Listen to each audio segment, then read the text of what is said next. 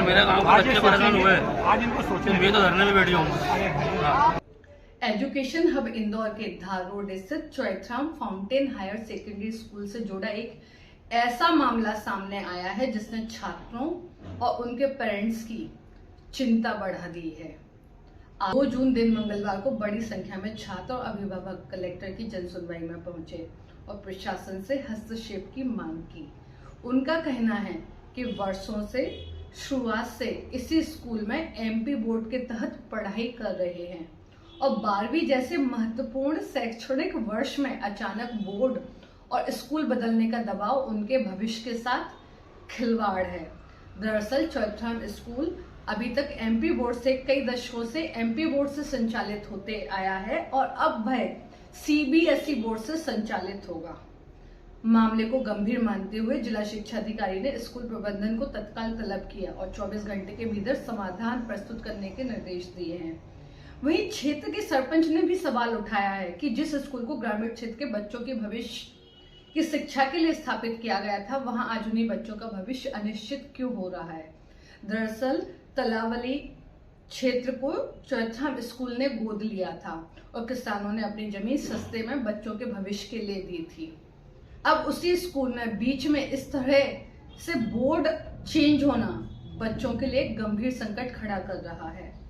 Guideline के हिसाब से इनको 1 साल के लिए बोर्ड पढ़ाने की परमिशन है, पर हमें स्कूल से ये कह दिया गया कि हमें परमिशन नहीं है और हम आपको नहीं पढ़ा सकते, आप टीसी लेके दूसरे स्कूल में जा सकते हो। 12वीं में 70 बच्चे कॉमर्स और साइंस के दोनों मिला के और 10वीं के भी बच्चे कम से कम लगभग 100 बच्चे होंगे। सबसे बड़ा सवाल यही है कि यदि स्कूल अब पूरी तरह सीबीएसई बोर्ड से संचालित होगा तो एमपी बोर्ड के उन छात्रों का क्या होगा जो वर्षों से इसी व्यवस्था में पढ़ रहे हैं। क्या उन्हें बीच सत्र में दूसरे स्कूलों की तलाश करनी पड़ेगी और क्या उनकी पढ़ाई तथा मानसिक स्थिति पर इसका असर पड़ेगा और ग्रामीण परिवेश के ये छात्र सीबीएसई की ज्यादा फीस का खर्चा कैसे उठाएंगे। फिलहाल प्रशासन ने स्कूल प्रबंधन को छात्रों की समस्या का समाधान करने के लिए 24 घंटे का समय दिया है। यदि समाधान नहीं निकलता है तो जांच समिति गठित कर कार्रवाई करने की बात भी जिला शिक्षा अधिकारी ने कही है। वो तो जांच का विषय है, जांच का विषय कराएंगे तो आपके सरकार का शिक्षा मंत्रालय का पेपर है मेरे पास। केवल एक आपसे पूछना है, आप इनका रास्ता निकाल रहे हैं कि नहीं निकाल रहे? अगर नहीं निकाल इस बायलॉज के अंतर्गत आप मार्गदर्शन दे दीजिएगा। You please over power the guideline.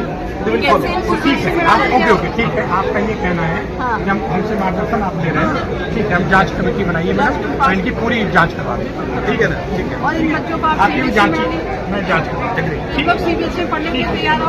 हमको एमपी थोड़ी पढ़ना, हमको ये लेटर दिया है। ये प्रॉब्लम नहीं ठीक है, आप जांच करा रहे हैं, ये हमारे पास आए चलो ओके मैडम, 5 एक्सपर्ट। लेकिन सवाल अब भी बरकरार है, क्या शिक्षा व्यवस्था में किसी संस्थान को ऐसा निर्णय लेने से पहले उन छात्रों के भविष्य की चिंता नहीं करना चाहिए जिन्होंने वर्षों तक उसी स्कूल पर भरोसा किया। और क्या 10वीं 12वीं जैसे बोर्ड के निर्णायक वर्ष में छात्रों को इस तरह की अनिश्चितता में छोड़ना उचित है। इन्हीं सवालों के जवाब का इंतजार अब छात्र, अभिभावक और पूरा समाज कर रहा है। आप क्या सोचते हैं? अपनी राय कमेंट कर जरूर बताइएगा। नमस्कार, आप देख रहे हैं इंदौर वार्ता नेहा जैन के साथ।